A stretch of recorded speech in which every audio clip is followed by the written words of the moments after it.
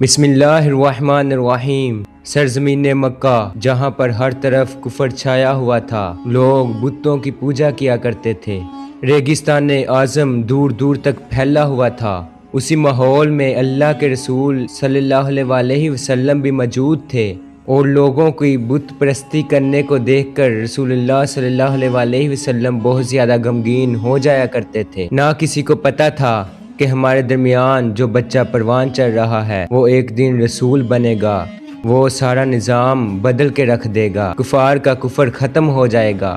لیکن رسول اللہ صلی اللہ علیہ وسلم کو اپنی نبوت کا اعلان کرنے سے پہلے اپنے دشمنوں کا سامنا کرنا تھا۔ اللہ تعالیٰ نے اپنی طرف سے ایک ایسی شخصیت کو نازل فرمایا جس نے رسول اللہ صلی اللہ علیہ وسلم کے دین کو لوگوں تک پہنچایا اور کفار کا اپنی تلوار کے ساتھ مقابلہ کیا۔ حضرت آدم سے لے کر آج تک کوئی بھی انسان بیت اللہ میں نہ پیدا ہوا ہے اور نہ ہی پیدا ہوگا۔ یہ وہ واحد شخصیت ہیں جنہیں اللہ تعالیٰ کے حکم سے بیت اللہ میں ان کی والدہ کو بلایا گیا، اور اس شخصیت کا نزول بیت اللہ میں ہوا جہاں پر کفار کے بڑے بڑے بت رکھے ہوئے تھے۔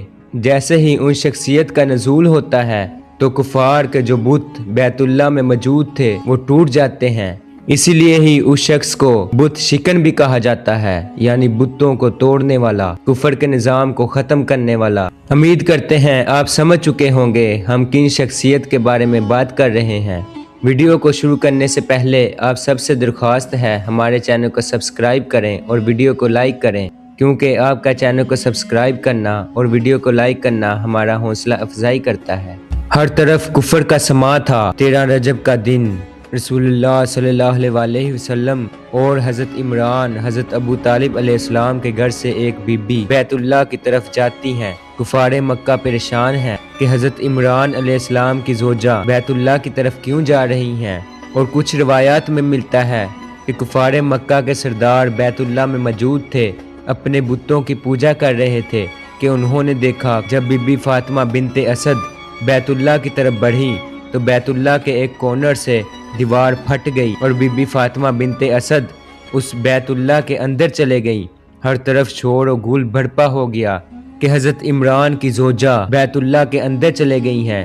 جب یہ خبر حضرت عمران، حضرت ابو طالب علیہ السلام کو ملی تو آپ نے ذرا ٹینشن اور پریشانی نہ لی، بلکہ اپنے پروردگار کا شکر ادا کیا۔ آہستہ آہستہ یہ وقت گزرتا گیا، یہاں تک کہ 3 دن گزر گئے۔ 13 رجب کو مولا علی مشکل کشا کا ظہور ہو چکا تھا۔ ان کی والدہ اپنے بیٹے علی مشکل کشا کو اپنے ہاتھوں میں لیے ہوئے بیت اللہ میں موجود تھیں۔ رسول اللہ صلی اللہ علیہ وسلم کو حضرت جبریل کے ذریعے پیغام پہنچایا گیا۔ جیسے ہی اللہ کا یہ پیغام رسول اللہ صلی اللہ علیہ وسلم کو ملا، آپ نے بیت اللہ کی طرف اپنے قدم بڑھانے شروع کیے۔ ماحول میں بہت زیادہ خوشگواری موجود تھی۔ کفار مکہ کے دل پریشان تھے کہ عمران علیہ السلام کی زوجہ جو 3 دن سے اللہ کے ہاں مہمان ہیں، کیا وہ 3 دن تک زندہ موجود ہوں گی؟ جیسے ہی انہوں نے رسول اللہ صلی اللہ علیہ وسلم کو بیت اللہ کی طرف آتے دیکھا، کفار مکہ نے، جن میں ابو جہل، ابو سفیان اور بڑے بڑے سردار موجود تھے، انہوں نے بیت اللہ کے دروازے کو توڑنے کی بہت زیادہ کوشش کی کہ حضرت عمران، حضرت ابو طالب علیہ السلام کی زوجہ کو وہاں سے نکالا جائے۔ لیکن اللہ کی حکمت کچھ اور ہی تھی کہ اس کا پیارا حبیب رسول اللہ صلی اللہ علیہ وسلم جب کعبہ بیت اللہ کے دروازے پر آئے تو دروازہ خود بخود کھل گیا۔ جیسے ہی رسول اللہ صلی اللہ علیہ وسلم اور پیچھے رسول کے کفار مکہ بیت اللہ میں داخل ہوئے تو دیکھتے ہیں کہ فاطمہ بنت اسد کے ہاتھوں میں ایک چھوٹا بچہ جس کا چہرہ چاند سے زیادہ روشن تھا وہ پکڑا ہوا ہے، لیکن فاطمہ بنت اسد کے چہرے پر پریشانی کا عالم ہے۔ رسول اللہ صلی اللہ علیہ وسلم نے دریافت فرمایا کہ آپ پریشان کیوں ہیں؟ آپ نے فرمایا کہ مجھے اللہ نے اپنے ہاں سے ایک بیٹا عطا فرمایا ہے، لیکن اس نے 3 دن ہو گئے نہ کچھ کھایا ہے نہ کچھ پیا ہے، بلکہ یہاں تک کہ اس نے آنکھیں تک نہیں کھولی۔ رسول اللہ صلی اللہ علیہ وسلم نے علی مشکل کشا کو اپنے ہاتھوں میں اٹھایا۔ حضرت فاطمہ بنت اسد مولا علی مشکل کشا کو یہ فرماتی رہیں کہ آنکھیں کھول، دیکھ تو بیت اللہ میں پیدا ہوا ہے، لیکن اللہ کی حکمتیں کچھ اور تھی۔ مولا علی کا عشق یہ کہتا ہوگا کہ میں بیت اللہ میں آنکھیں نہیں کھولوں گا، کیونکہ جب تک مجھے کعبے کا کعبہ نہ اٹھا لے جب تک میں رسول اللہ صلی اللہ علیہ وسلم کا اپنی آنکھوں سے پہلی بار دیدار نہ کر لوں تب تک میں آنکھیں نہیں کھولوں گا۔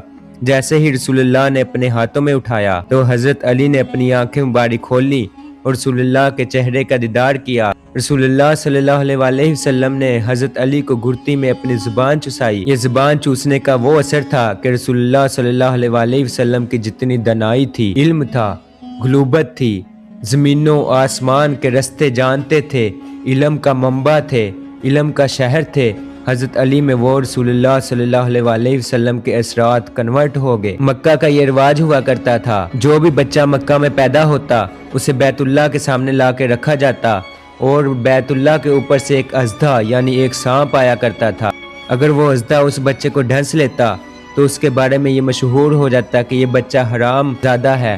اگر اس بچے کو نہ ڈھنستا بلکہ ویسے ہی سانپ اوپر چلا جاتا تو یہ کہا جاتا تھا کہ یہ بچہ حلال زادہ ہے۔ ایسے ہی ابو جہل نے کہا ہم علی کا امتحان ایسے ہی لیں گے، اگر یہ حلال زادہ ہوا تو سانپ اسے نہیں ڈھسے گا۔ رسول اللہ صلی اللہ علیہ وسلم نے ابو جہل کو سمجھایا کہ آپ ایسا نہ کریں، لیکن ابو جہل اپنی سرداری کے غرور کو دیکھتے ہوئے ان چیزوں سے باز نہ آیا اور اژدھے کو چھوڑا گیا۔ جیسے ہی وہ اژدھا سانپ حضرت علی کے پاس آیا، حضرت علی نے اپنے ننھے ننھے ہاتھوں سے 2 حصوں میں توڑ کے رکھ دیا، 2 حصوں میں اسے تقسیم کر دیا۔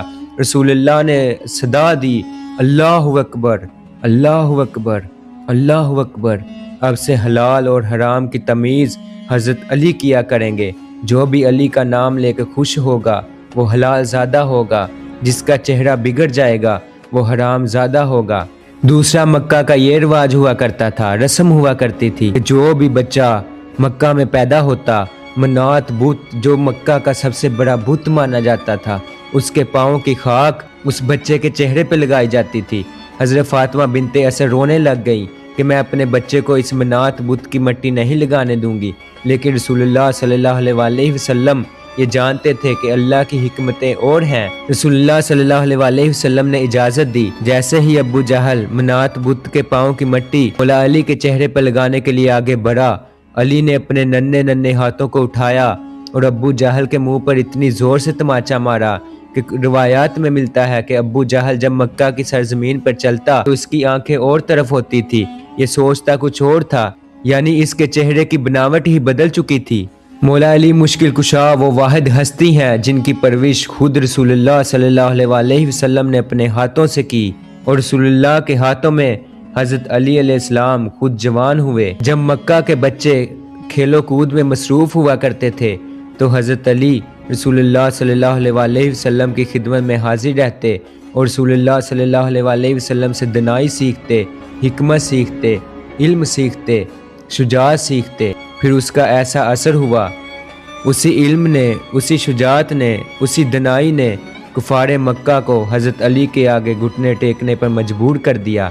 حضرت علی کے اندر اتنی بہادری تھی، جتنی بھی جنگیں حضرت علی نے لڑی اس میں کسی میں بھی حضرت علی کو شکست نہ ہوئی۔ آنے والی ویڈیو میں بھی ہم انشاءاللہ آپ کو حضرت علی علیہ السلام کی جنگوں کے بارے میں بتائیں گے جو آپ نے بدر میں لڑی، احد، خندق اور خیبر لڑی۔ تب تک کے لیے ہمارے ساتھ جڑے رہیے گا اور چینل کو سبسکرائب کریں اور یہ ویڈیو کو دوستوں کے ساتھ شیئر ضرور کیجیے گا۔ شکریہ۔